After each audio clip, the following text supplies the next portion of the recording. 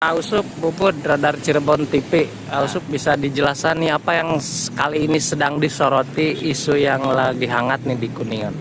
Oke, terima kasih Om Bubud. Kalau saya dengan teman-teman kebetulan sedang konsen terkait permasalahan air yang ada di Kabupaten Kuningan. Iya. Ini jadi sebuah pertanyaan sangat luar biasa. Semoga dengan pas di momen paripurna serah terima Bupati yang baru, ini bisa menjadi salah satu sorotan luar biasa untuk Bupati Kabupaten Kuningan, bahwa permasalahan air di Kabupaten Kuningan ini kita plus minus plusnya air ini. Orang mengatakan bahwa Kuningan kaya dengan titik mata air, aliran airnya sangat luar biasa. Tetapi minusnya entah pengelolaan atau memang ada saluran yang tidak tepat, sehingga kita lihat masyarakat banyak sekali hari ini yang sangat kekurangan air. Nah ini juga mulai rame-rame nih kemarin terkait permasalahan air dari kawasan kaki Gunung Cermai.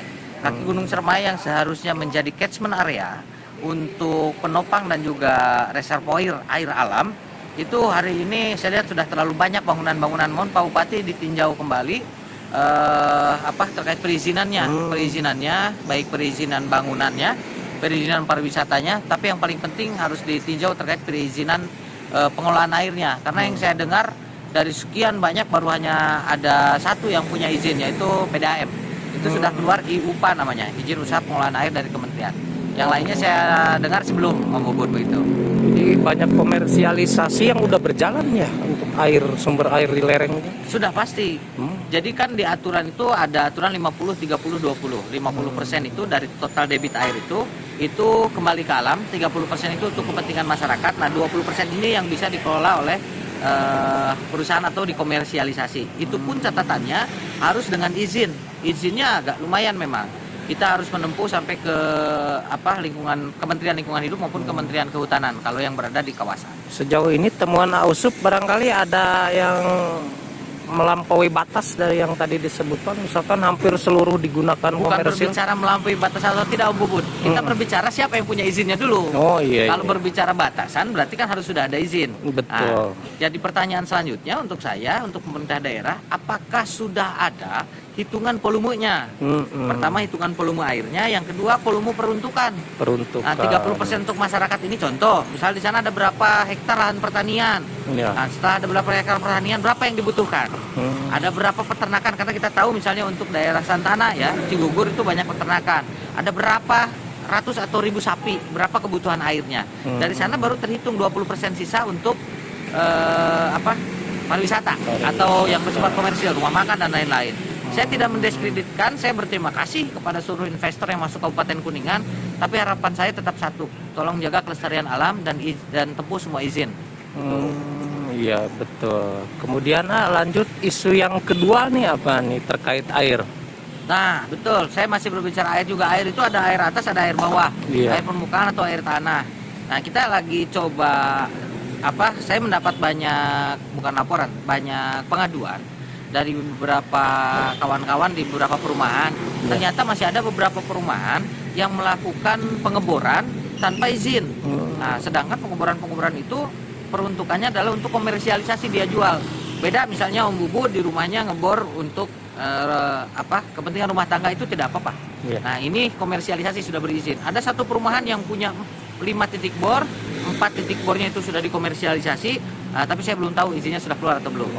Saya kira saya mengkritisi dan menyayangkan lah peran serta tim Wasdal DPMP-TSP, pengawasan dan pengendalian, juga dari Pol PP, yang saya terus bersurat kepada kawan-kawan kita, saudara kita di Pol PP maupun di DPMP-TSP untuk bisa terus mengawasi.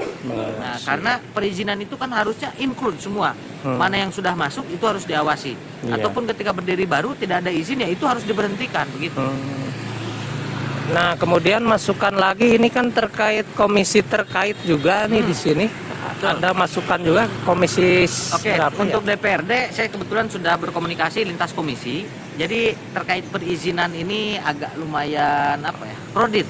Perizinan secara sistem itu ada di Komisi 1. Nah, tetapi berbicara perekonomian bidangnya itu ada di Komisi 2. Berbicara fisiknya itu ada di Komisi 3. Makanya ini lintas komisi ya. Nah, ini saya berharap sih ada tim khusus, kalau perlu pansus lah. Nah, yang saya dorong satu, tolong segera dibuat perda mengenai pengelolaan air di Kabupaten Kuningan. Kuncinya itu, di samping perda-perda perizinan yang lainnya. Nah, kalau perizinan banyak lah kalau saya sebutkan satu persatu. Yang pasti saya minta lebih banyak kepedulian dari seluruh anggota DPRD di Kabupaten Kuningan. Satu lagi Ausup, ini kan perizinan juga berdampak tadi ya kepada pengaruh kepada investor. Ya, Nah, kaitannya nih, satu sisi Kuningan perlu investor, satu sisi ada yang diduga ya pelanggaran. Nah, titik tengahnya harusnya gimana idealnya Oke. nih Kak? Saya sebetulnya ini juga jadi pertimbangan kami ya, Iya. teman saya secara pribadi, bahwa saya melihat bahwa investasi ke Kabupaten Kuningan itu hari ini tinggi. Ada waiting list yang sangat luar biasa. Wow. Banyak sekali pabrik-pabrik ataupun industri-industri atau investasi lain yang masuk ke Kabupaten Kuningan. Nah, permasalahannya adalah bagaimana stakeholder terkait, baik dari dinas FKPRD di sini ya, Forum Komunikasi Perencanaan Daerah, itu bisa memfasilitasi semua perizinan dengan catatan semua prosedurnya ditempuh. Nah, jangan sampai ini berbicara di negara Konoha, jangan sampai investor masuk udah tenang Pak, nggak usah izin. Udah Pak tenang, bayar sekian nggak usah izin. Ini di negara Konoha. Konoha Jangan gitu ya. terjadi di Kabupaten Kuningan. Sehingga ke depan investasi ke Kabupaten Kuningan itu investor masuk itu aman. Hari ini saya dengar ada usulan Prolegda atau usulan-usulan di DPRD, ini saya dukung sekali terkait Perda keamanan investasi di Kabupaten Kuningan. Ini semoga bisa terlaksana sehingga investor yang masuk Kabupaten Kuningan juga bisa nyaman, aman. Nah, masyarakat juga bisa ikut bekerja dan menerima manfaat. Di satu sisi alam juga tetap terjaga. Yang paling penting adalah sistem perizinan dan peraturan yang berlaku itu ditempuh. Atau inovasi yang baru tersebut pelayanannya bisa satu pintu